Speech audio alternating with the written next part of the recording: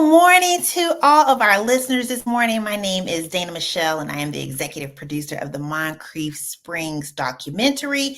And I'm bringing you our Art and Activism summer series. Listen, today is a bonus episode. We had an intention to come to you every week for the summer to talk to artists and people who work in the community leaders, business leaders, about how to preserve Black neighborhoods.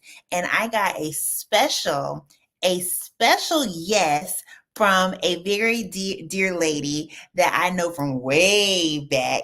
And I was like, I have to add another episode because I have to talk to her and I have to share her story with you. And so I'll be bringing her on soon. Her name is Dr. Audrieanna Burgin. And I'm going to let her introduce herself and tell you all the wonderful things she does. But she is a boss babe. Let me tell you something. Her resume is sick, and I can't wait to start the conversation. I do want to give a shout out to our sponsors.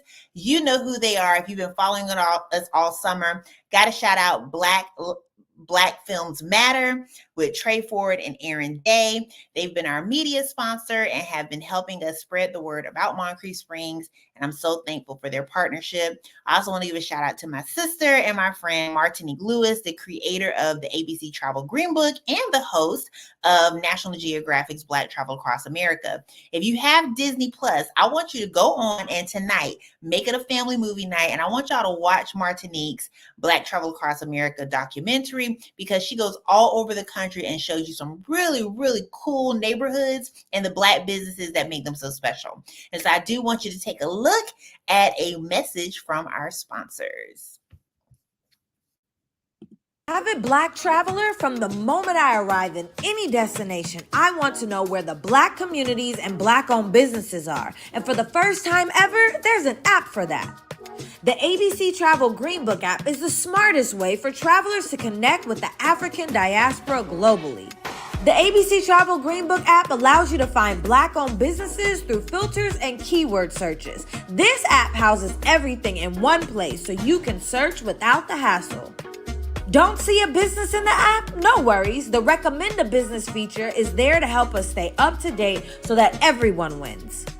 Traveling solo but still want to connect with people and places that celebrate you? No problem. At your discretion, you can set your profile to available and meet with others in your area. Not only can you identify Black-owned businesses and set your own itinerary, you can review them too. When it comes to Black history and important landmarks, no worry, we got you. The app helps identify what the museums and media doesn't. It tells our stories. This app will revolutionize the way we travel. This app is the one we've all been waiting for. With everything at our fingertips, connect with the African diaspora today. The ABC Travel Green Book app is available now. What's going on, everybody? My name is Trey Ford. And I'm Aaron Day, and we are the co-founders of Black Films Matter. We started Black Films Matter in 2018 with what was supposed to be a small private screening for Black Panther, Wakanda Forever, but it immediately exploded into something way larger than we could imagine, which was the birth of Black Films Matter. So we took it from Black Panther to a blaxploitation series, which are those films that came about in the 70s when people of color didn't have a lot of opportunity in the industry. Then we brought the brand to Jacksonville with Queen and Slim private screening, the Photograph private screening, and most recently, Ma Rainey's Black Bottom to commemorate Chadwick Boseman's last film with a rooftop cocktail party and private screening there as well. So we create dynamic film experiences for people of color. Whether it is a private screening or a drive-in movie, we want to bring it to a city near you. So our end game is to be the pioneers of the rebirth of Dreamland Theater, which was destroyed almost 100 years ago in the Tulsa race riots in a place that was nicknamed Black Wall Street. And so follow us on Instagram, follow us on Facebook. On Instagram, it's Black Films Matter, spelled exactly like that. And on Facebook, it's BLK Films Matter.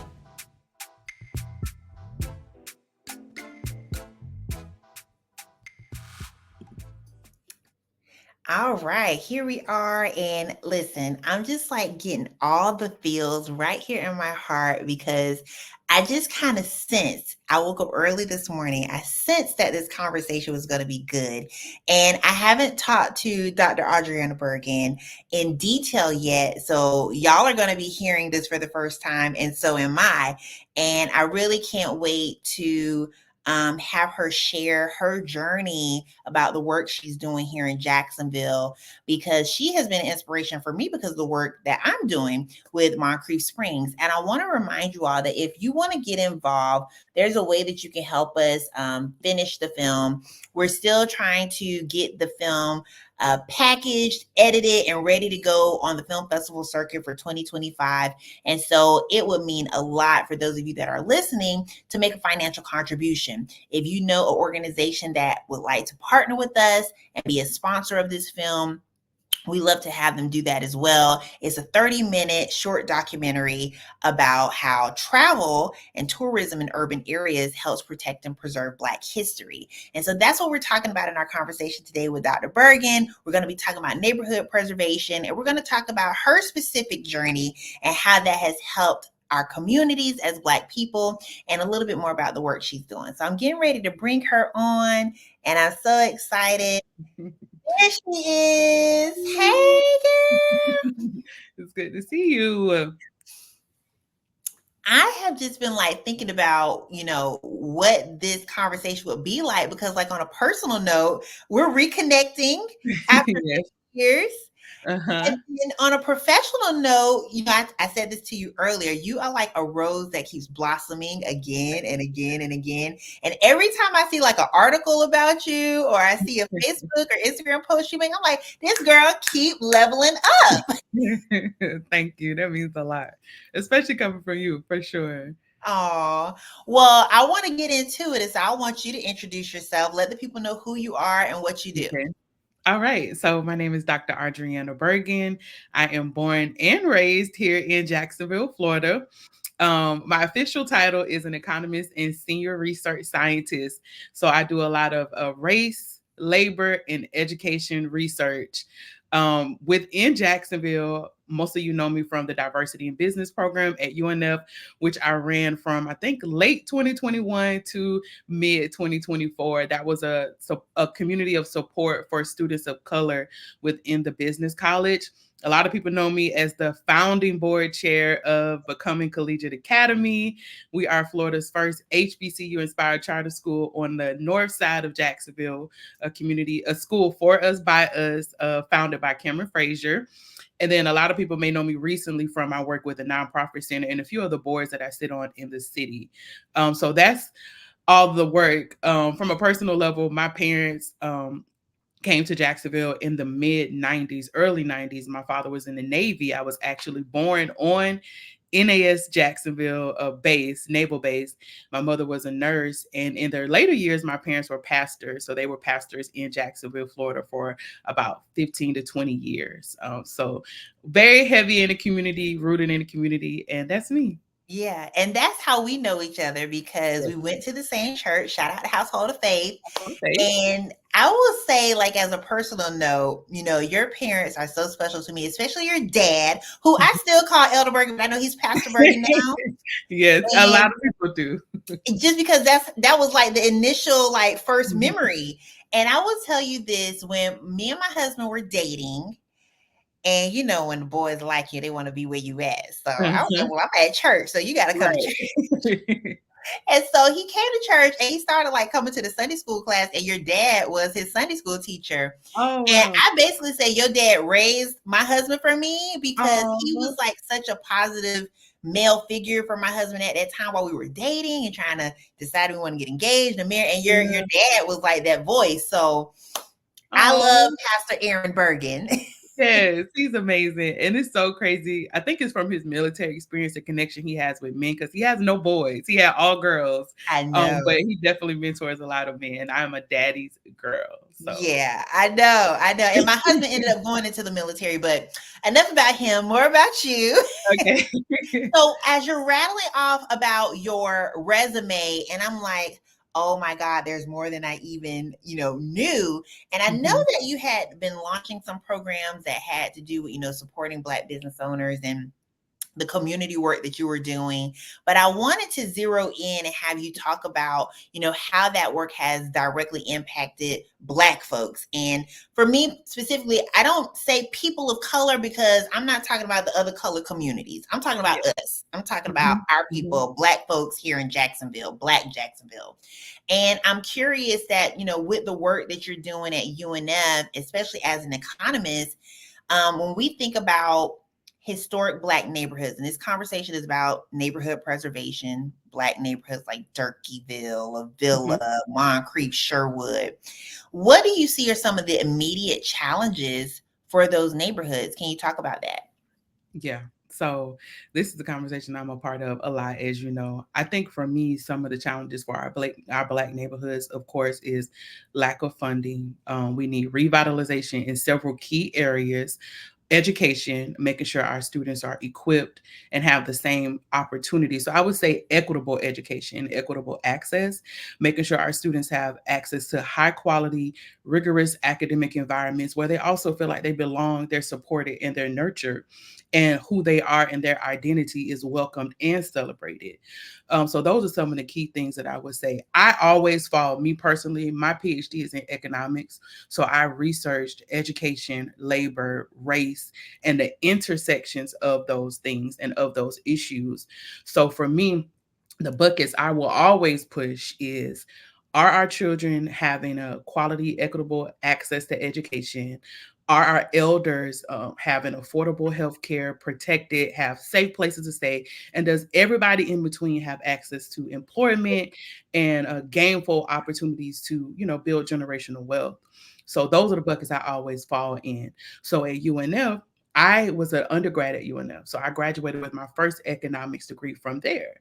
So they called me in late 2021 and said, pretty much the disparities, we were not, so a state university is paid for by tax dollars. So we have a requirement to be reflective of our community, of our demographic.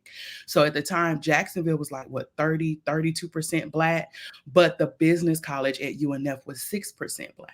Say it again. But the business college at UNF was only 6% Black. And people don't know that when you traversing the campus, and you're like, oh, I go to UNF, you see Black students, but when you put the number out there, only 6% in the business college. Come on, keep talking about it. So we created that program to increase the number of students that were graduating from UNF, to increase the supports of the students that were there, and to also increase the number of students of color that were coming to the business college. This was specifically for the business college. So CSX gave us $700,000 to launch that program in 2021.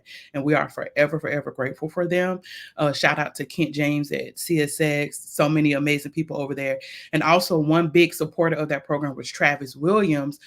He was at Kids Hope Alliance at the time. Now he's at Lift Jacks, and he got us like $50,000 from Kids Hope Alliance. And if you know Kids Hope Alliance, they don't traditionally give to colleges, but they gave to support students of color, and they were interested in the matriculation of students there.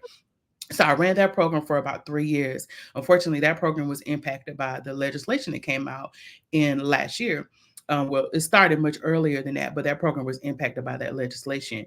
I think that was my first test of political charged climates and my first test of pushback on diversity, equity, inclusion. And we went through that for almost 18 months. Everything from our emails being audited to everything you could think of in DEI. I went through that time. And what it did was it sharpened me and strengthened me for the work that I'm doing now.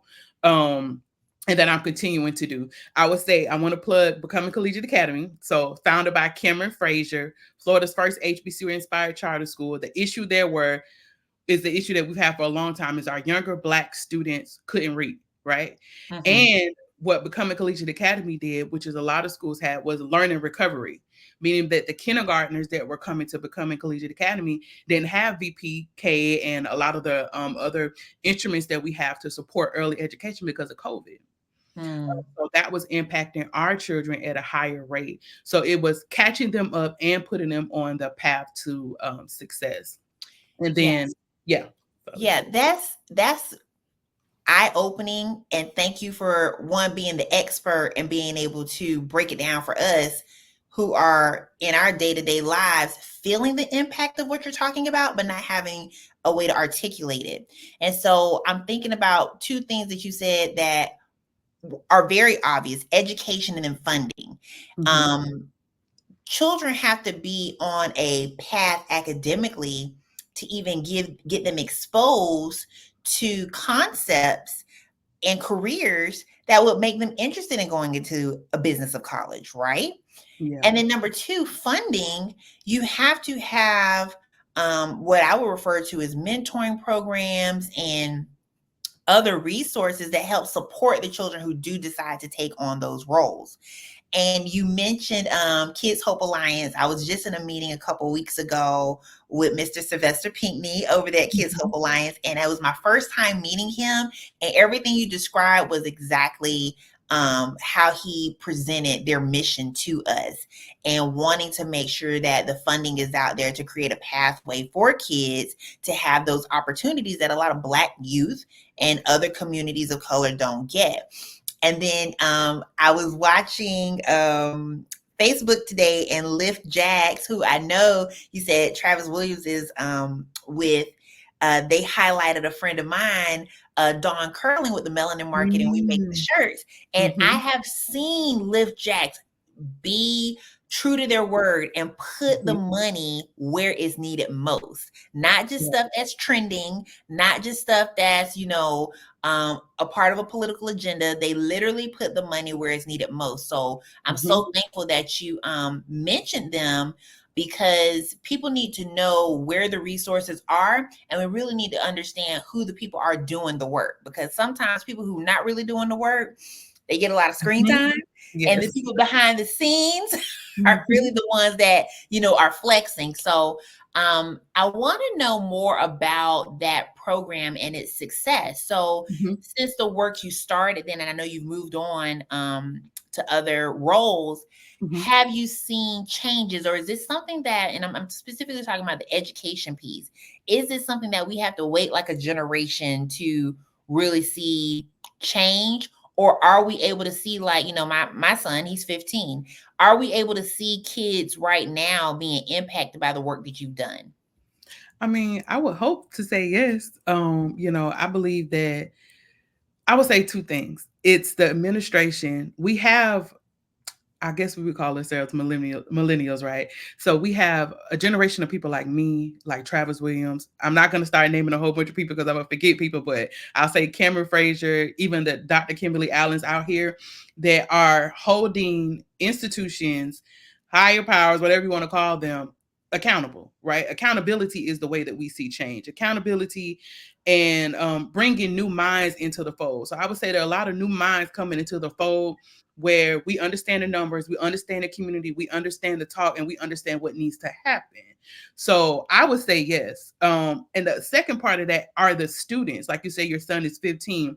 There's a generation of younger students coming up, and they are fire, right? They are straight fire. And they are saying, if you want me to come to this institution, these are the things that we need, because no college is not, all colleges are nothing without the students, right? So we had a lot of students that UNF protested, making their voices heard, even the strength and the confidence they had to say that they wanted to see change. That's going to push the envelope. So my hope is that it doesn't take another generation for us to see the true change that we need, because there are people that are asking for it now. And you mentioned mentorship, and I just want to say two things about funding and mentorship. So what does mentorship do? One of the biggest issues, you go into any room with highly influential, wealthy people, particularly the ones that own these companies here in Jacksonville, and they're having an issue with talent retention. Not only talent retention, but diverse talent retention, because the customers are asking for diversity. They want to see the team, and the people that work there want to see themselves reflected, not only in the cubicles, but at the top, in the boardrooms on down.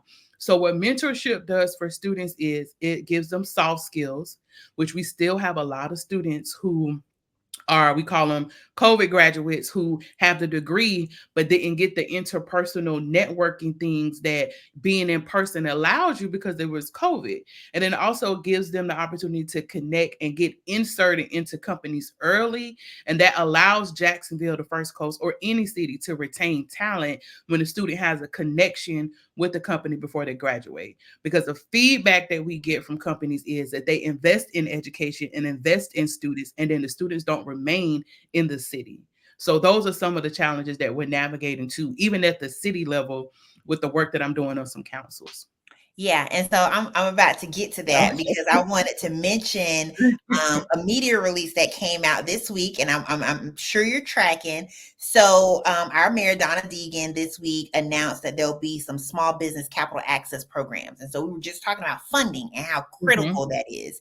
And so for small businesses, there's 4 different funding opportunities that came out, and those of you that are watching, write this down because this may apply to you and help you. There's a small business micro grant. That one is going to be from $500 to $1,000.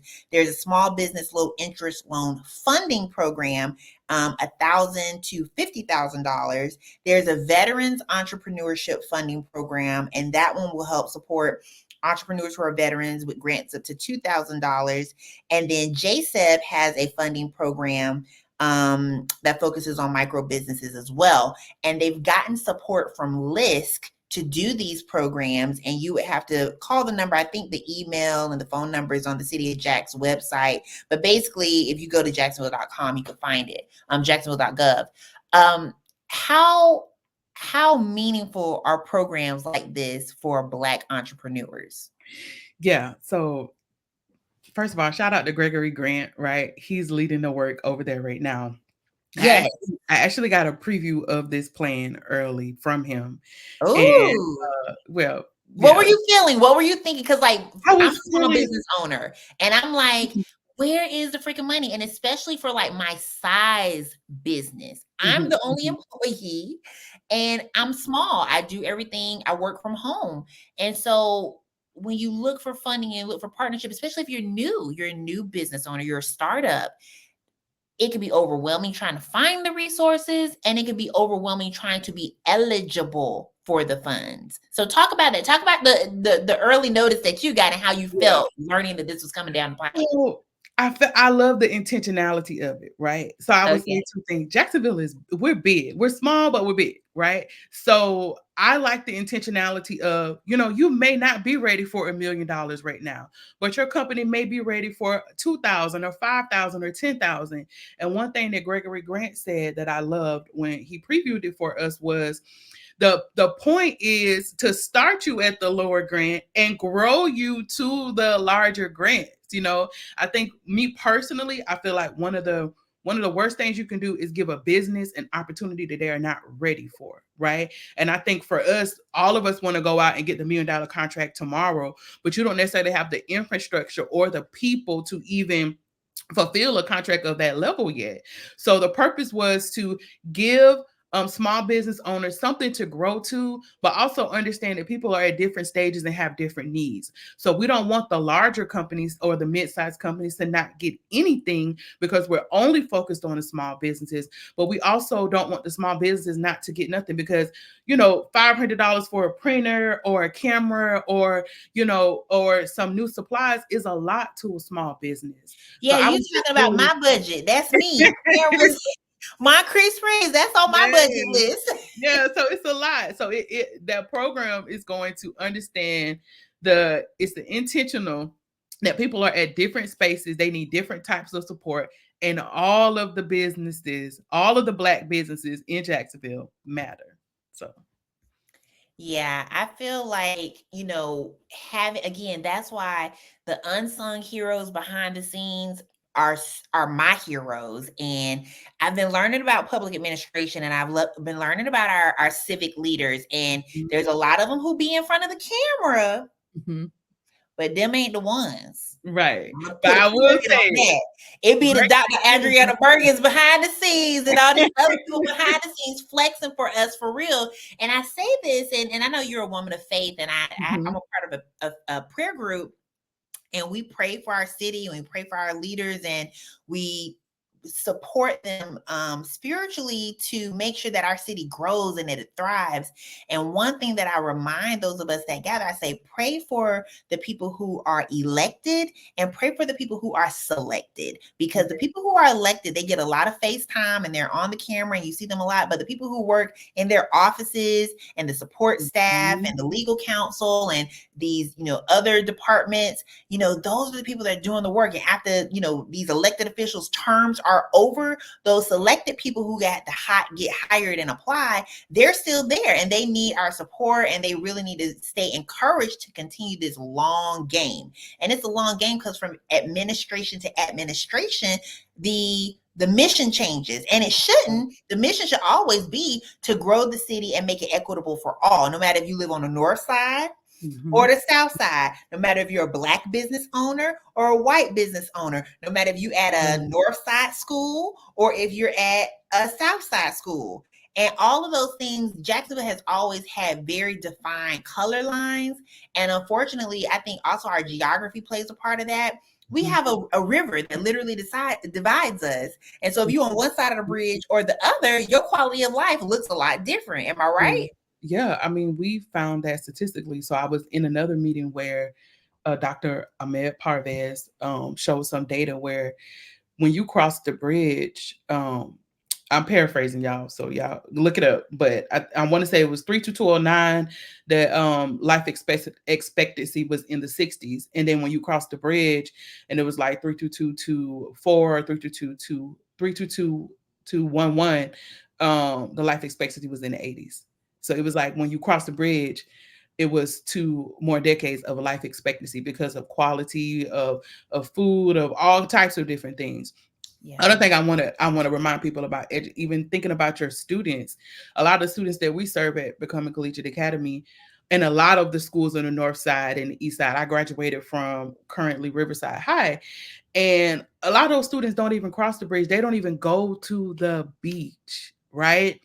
And when I was a kid, the first time I went to UNF was for a test prep. I hadn't been on college tours, and I didn't get those types of opportunities. So when you think about and even when working at UNF and when I was doing equity there, the feedback I got from the community is y'all siloed on the south side. What are y'all doing for the kid off of, in Norwood? And that was valid, you know?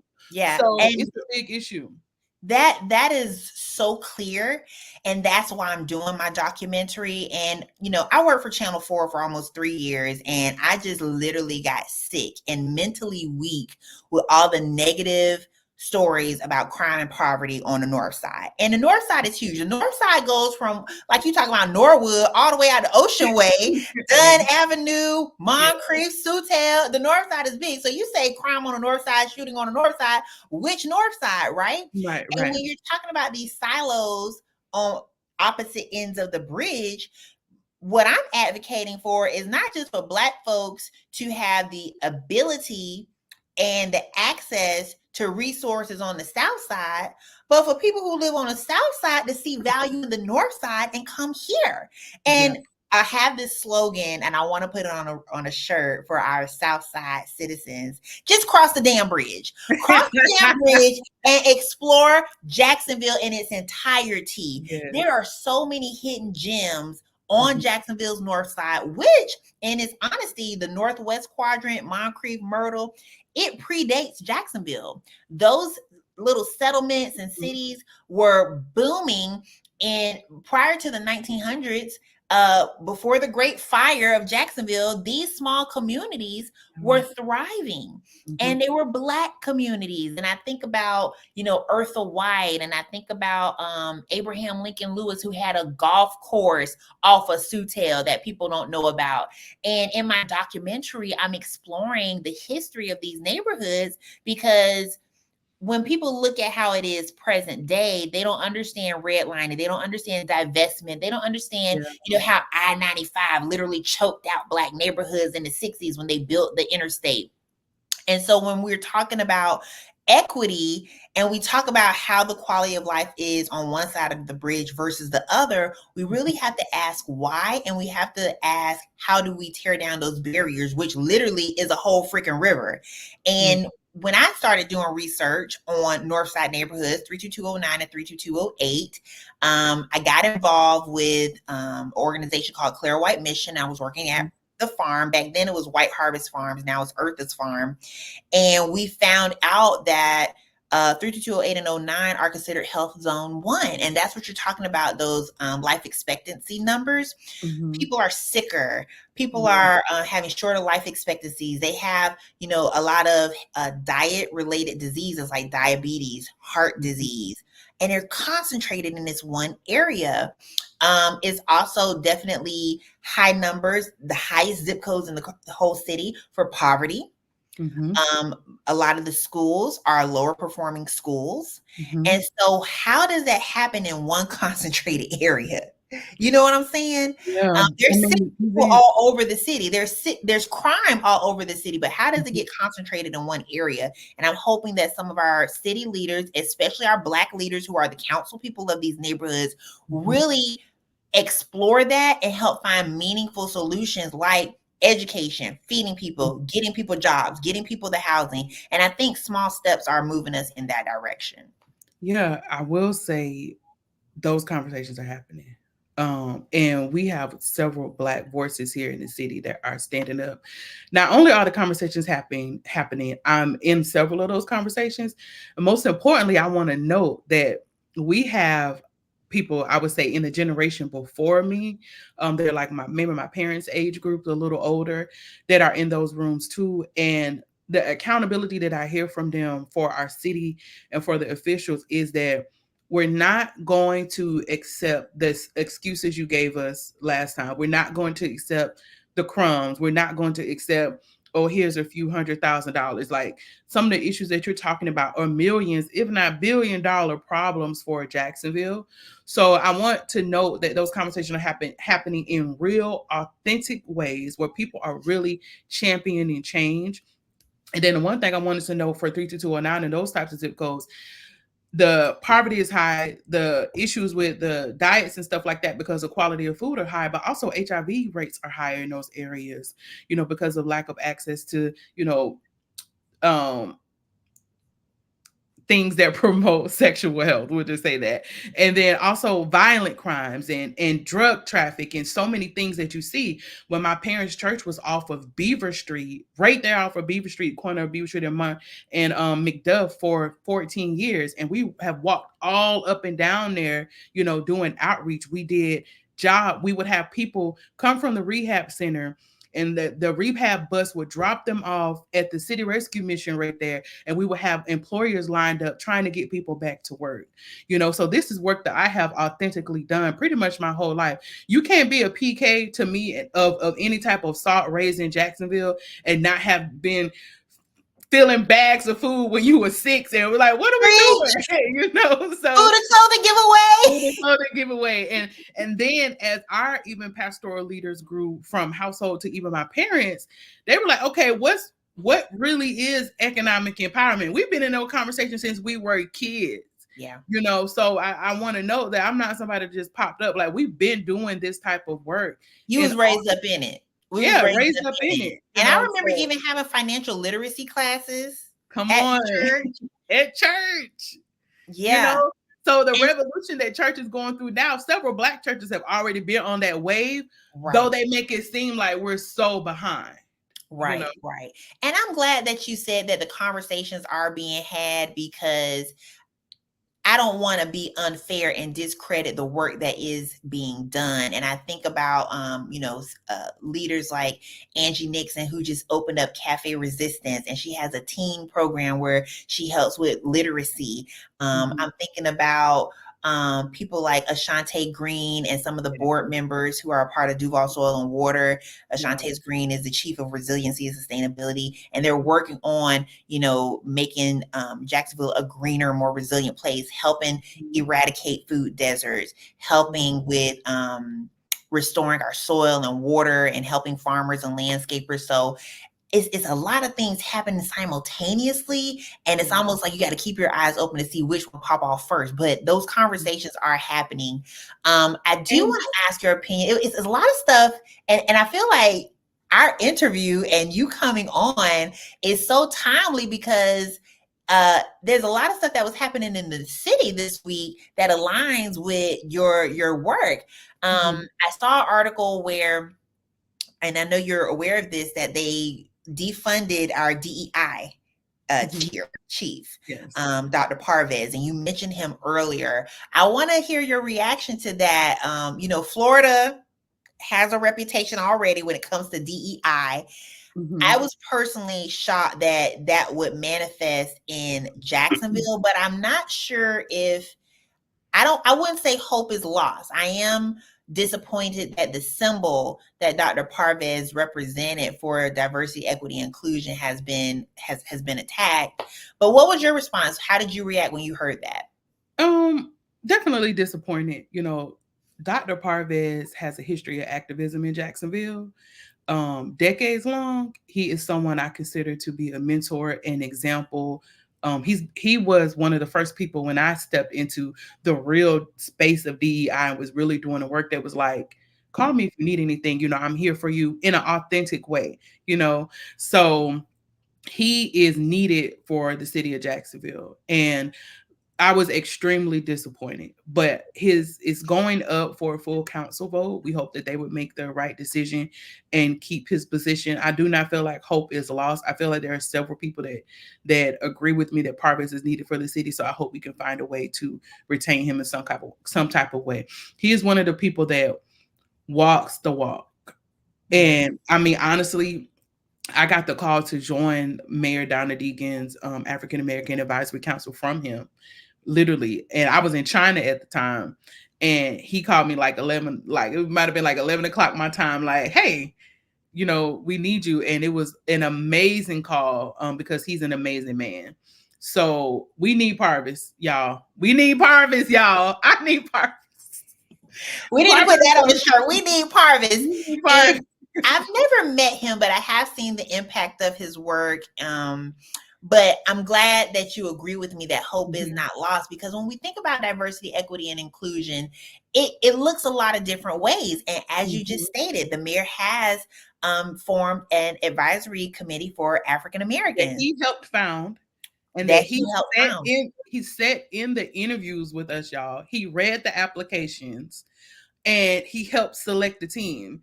And I'll know, not to cut you off, but Parvez is interesting. I'll say Parvez is interested for a reason that I feel like myself, I am interested. He has the statistical and an analytical background to read the data and have the conversation, So I think a lot of times, sometimes we have, particularly talking about our Black folks, we have people that can have the conversation, but we don't know how to read the numbers.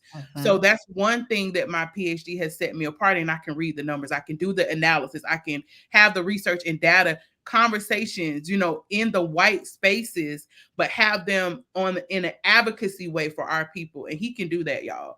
And he can do both. So we need him.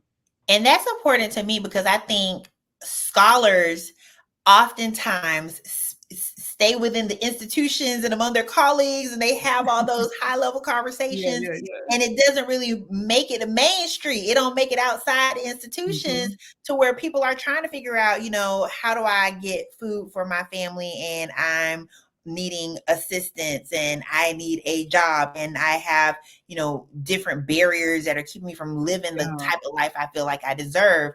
And so there's people in classrooms doing the studies, and then there's people on the street talking passionately about it as advocates, but you have to have the numbers. You have to have the research to be able to, I guess, underscore and really have a solid foundation to prove, what the struggles are, because otherwise it can just sound like complaining. And then when you have the data without the passion, it's so high level, it's almost hard to see how it applies. So I'm applauding you for being in these real world spaces where everyday people like me and my neighbors can really make sense of it all.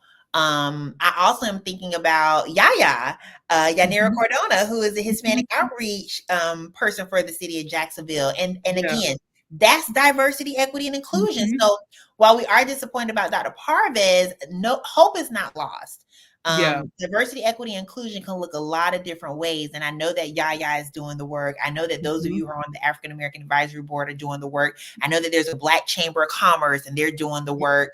And just having diverse people at the table in these different sectors makes all the difference. And so while we are hoping, fingers crossed, saying a prayer that Dr. Parvez can continue to do the work in the role in which he was, I think that this is a call for others who are in these spaces to really speak up and speak loud.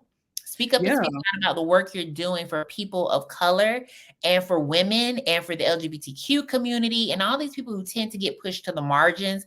If you have a seat at the table, speak up and speak loud.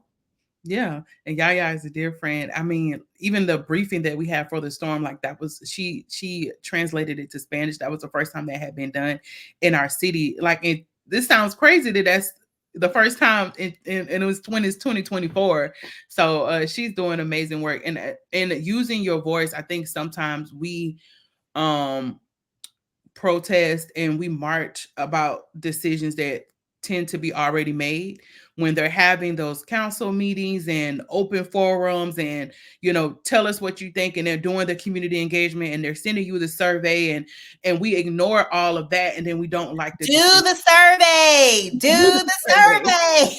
I'm helping make some of them, y'all. Do the survey. Listen, that's her job. She makes these surveys for us. So they're doing community engagement. I actually worked, I don't think she'll mind me saying, but even Melanin Market worked on some surveys for them so that they can worked on creating a survey for them so they can start tracking their numbers and go for bigger funding, So I tell people sometimes, honestly, because of systemic racism and how things are, we know some things are, but unfortunately you have to prove them, and data helps you prove things. Right. And that's why I love you, girl, because you're so smart and you know how to get them numbers and them surveys. So like, I'm a communications student. I came out of the College of Social Sciences.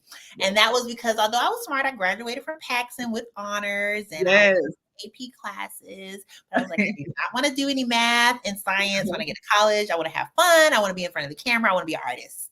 But I admire, especially our Black girls who go and pursue these hard science and math degrees, because you a whole economist out here and you brown like me. And I'm thinking, so if you, and this was when I was in college, I'm like, so if you go to college and study math and science and biology, like what kind of job that look like? And that speaks to what you said about education. Like, I don't think, particularly for me, I don't know, other people might have been smarter than I was, but I'm like, outside of maybe the medical field, if you, and at Paxson, I took algebra 1 and 2. I took probability statistics, did very well. I avoided calculus. I avoided trigonometry because I just didn't want the pressure, but it's because I didn't really understand the value. I was like, what kind of job am I going to get taking trigonometry? And so I think it's so important to have people like you speak to, the work and how it makes sense in our day-to-day lives, because we all know the melanin market. And then you say, I help design the surveys to help track the work that they're doing. Okay, that makes sense. That's what an economist does. Yeah. It's just a way. Economics is just a methodology, we are looking at it also is a social science, and look at behaviors in firms and the decisions that we make each day when we have limited resources, and all of us have limited resources. So it's how we applying that. So taking that type of science and now working in the community and in the city and looking at how we allocating resources and whether they're connections and, how are people going to make changes and, different decisions if they have more resources, all those types of things, how we move in the face of scarcity is what economics is. And I do want to note that my PhD is in economics. Only 1% of PhDs in economics go to Black females. So I was the only Black girl in my cohort, only Black in my PhD cohort, only Black girl in most of my economics classes. So don't be scared to put your brown girls in economics, okay? Listen, don't be scared, and you got the numbers to prove it. I mean, that 1%, and I've heard similar data for tech jobs. Yes. And I'm gonna shout out the Galaxy Fest that was created by Erica Willie, and she's a Black woman in STEM careers. And y'all are my superheroes. I mean, Marvel ain't got nothing on y'all. Y'all are the heroes, and you're just so freaking smart. And I'm even getting emotional thinking about this because I remember you as a little girl, and you have just so blossomed in the articulation. And I have two goddaughters, and I just think about them, and I just so want them to be better than me because I avoided because I didn't understand, what how powerful math could be, how powerful science could be. And now I'm talking to an economist.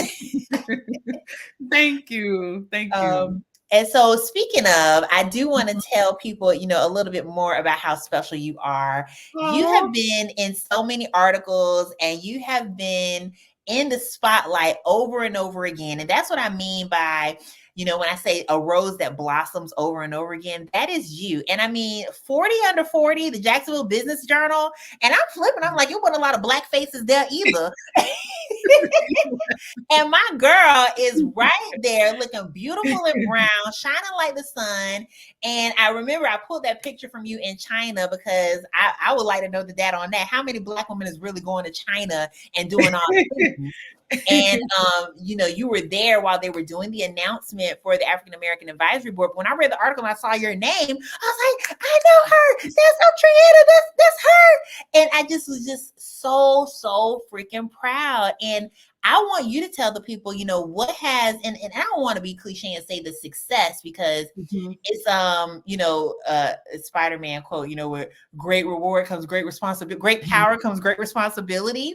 And so I'm pretty sure that there is a weight that comes with being, in that 40 under 40 category, having these titles, being impactful and influential at the city level like that. But what has that really felt like in real time when you're getting these invitations, when you're getting these titles, when you're getting access to do this kind of work? What does that feel like to you? It feels amazing. I know there are a lot of people out there that you do a lot of great work and you don't always feel seen or appreciated or like, oh, I want to do that. I could be good at that. And I think that it's just opportunity meeting preparation, y'all. And opportunity meeting preparation sprinkled with a little bit of favor, a little bit of favor. Amen. And it feels amazing, y'all. It really does. And not people ask me that sometimes, but I don't get that question often. It feels really good, y'all, to have work. And I tell people, I took the stairs, not the elevator, y'all. I spent 13 years in college, 13 years. COVID happened in the middle of my PhD. That extended my PhD almost 2 years because half of my panel or committee, whatever you want to call it, were international. People are losing their family. You can't ask somebody to read your paper. So it took me, I spent 13 years and 5 degrees, okay, to get here. So I tell people just keep working, but I feel so blessed. It feels so good. And I feel so ready to work. So ready to work. So, this is an election year. Will you be on the ballot? Can we vote for you? I will not be on the ballot. Serious question. I think that, the work that I've done that has allowed me to cross paths with people like you, people like Erica Willie, people like Dawn Curling of the Melanin Market, people like Yaya. I'm just so proud to be in Jacksonville right now because I've only been back in Jacksonville 8 years. My husband's military. Through our journey, we were living in New York State for a while, living in Texas for a while. And so we've only been back for a short time. And I remember when I was coming up in Jacksonville, I just wanted to leave. Like I wanted to go to a college away. I wanted to start a life and have a career away from Jacksonville. And I think that there have been like this life force that is like calling people back to Jacksonville to help Jacksonville fulfill its promise. I feel like you're one of those people. I feel like I'm one of those people. And I feel like it's because we have a desire for our city to be the best reflection of us. Like if we gonna say we from Duval, if we gonna do all the things about Jacksonville and be telling people where we at and repping our city, we want to have a sense of pride about it. And I think that individuals like yourself have the grit, have the intelligence, and have the integrity to do the work to make the city shine like it deserves to shine. And I'm just so proud, and I'm just so thankful for the work. And maybe offline, I want you to break it down for me a little bit more, what you do and how you do it, because it's making me think twice about how cities grow and how people's quality of life is enhanced. And while I'm talking about election, early voting is still going on right now, and you can vote if you're watching this, and make sure that you make an informed decision. Make sure that you look at what your community needs, what your household needs, what your son, daughter, niece, nephew need in their schools, because school board district seats are open. Yes. And we have to be very smart. We cannot just go by what somebody told us. And I'm talking about the news too. I was a news professional. There's some very diligent journalists who go out there and give really great stories, but you can't let that be your only perspective of what's going on in your city. You got to talk to people like Dr. Burgin. You got to talk to people who are doing the work to see how that intersects with your day-to-day life. But I know we have about 10 more minutes before we wrap up. I want to have you let people know how they can connect with you. How can they support your work? Or how can they take advantage of the work that you do? Yeah. So I'm really easy to get in touch with, y'all. People think I'm hard to get in touch with. I'm not. My website is A as in Apple, Burgin.com. There's a little form on there. You can send me a message. I check my own DM still. I'm not Oprah yet. So you can just DM me on Instagram or Facebook to get in contact with me. My email, I won't put my email on here because I do get a lot of emails, but DM me on Instagram or Facebook, or just go to aburgin.com. I push people, the best thing you could do, I feel like, is vote. But some of the organizations I support that we would love your support: Becoming Collegiate Academy, Florida's first HBCU inspired charter school. Please support there. I'm also on the board of I Am the Prize Inc., which is an amazing youth organization for girls that helps them be their best self, builds their confidence and their entrepreneurial skills. I also sit on the board of the Nonprofit Center of Northeast Florida. I know it's a lot of boards, y'all, but just support these organizations. Nonprofit Center of Northeast Florida, y'all, is a hub for nonprofits, very affordable. Everything you can think of is there. They are an amazing resource in this city. And one thing they had this week was CEO Confidential, which is for executive directors of nonprofits, which a lot of you are, even if you are the only worker or employee for your nonprofit.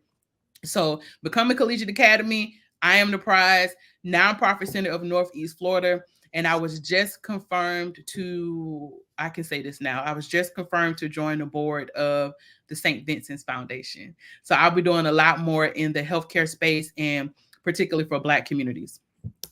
That is so amazing. Can I get prouder? Can my heart explode anymore? And I'll say this for those of y'all listening: when you hear people say that they're sitting on boards, they're sitting with power. They are in those conversations, and most boards work based on votes. And so before an organization can make any decision, the board members have to agree. And so to hear her say that she is sitting on all these boards, and the St. Vincent's thing is really, really awesome. Let's keep her covered in prayer, and let's continue to support the work that she does. We are still talking about neighborhood preservation and protecting and preserving Black history and Black neighborhoods. And Dr. Audrieanna Burgin has given us a wealth of information and has given us so much to consider. I think about the people and places and projects that she's referenced. It's been rich, Audrieanna. I'm so thankful, and I feel smarter after talking to you. I feel so much smarter, girl. That is so funny. And congratulations to you on all your hard work. And I remember when you were working for the news station, I could intentionally see you putting Black faces on and giving them opportunities, and people were so excited. You know, they don't get those opportunities every day. So I definitely see some of your work still there, and people understanding the value of news. And it's people always want to run to social media, but we have different types of media that we all need to be a part of. So absolutely. So that's our time for today. Is there anything else you want to share? Anything I forgot to mention for you? No, just vote. Absolutely.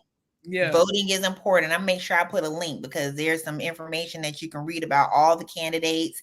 Don't just be going by no quick pick. Don't just be voting your party.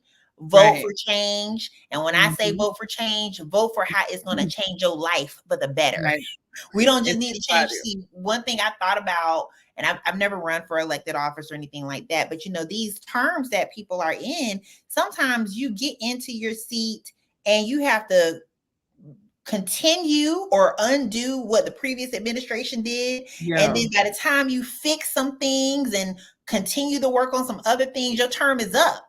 And so there may be some people that is on your ballot that need to keep their seat, and there may be some people on your ballot that need to get out. So think very hard and very long about what you're going to make, because I think our city's on the cusp of something great. Jacksonville is going to be the bomb. Everybody going to be trying to live here.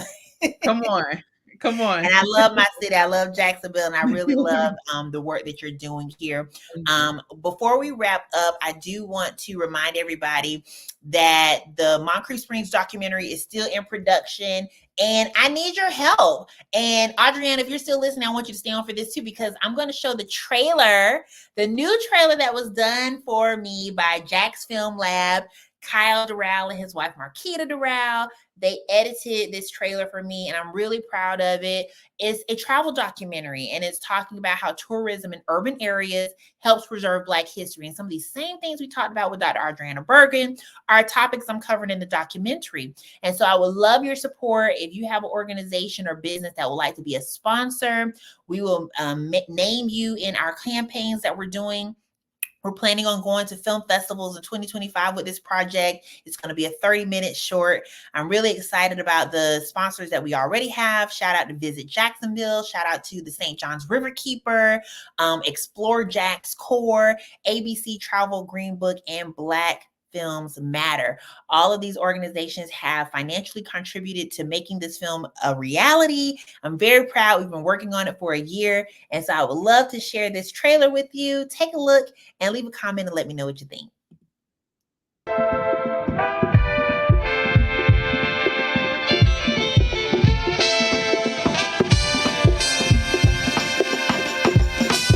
Jacksonville owes me nothing. This destination is filled with people who I call Jacksonville giants that make each neighborhood amazing. We're striving just to stay, not just for Black history, but for history.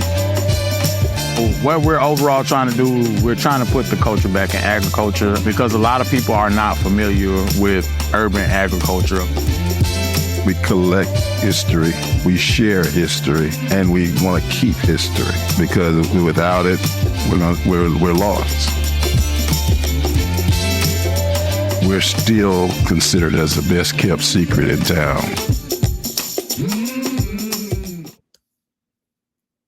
All right. So I want to thank you all for joining me today. Thank you to Dr. Audrieanna Burgin, our Black girl economist.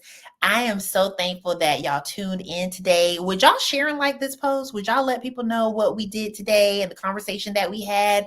And I'd love to hear some feedback from you. If you have questions for Dr. Burgin, if you have questions for myself about the work that's being done in your specific neighborhood, or how the African American Advisory Board can be of service to you, we'd love to connect. You can email, you can visit her website, as she stated, is www.aburgin.com. And you can always reach out to me on all of my platforms, Facebook, Instagram. You can email me, dmmaule@gmail.com. And I do want to encourage you all to shine brightly. We need you. We need everything that's unique about you. Bring it to the table to make our city great. I hope y'all have a blessed day. And guess what?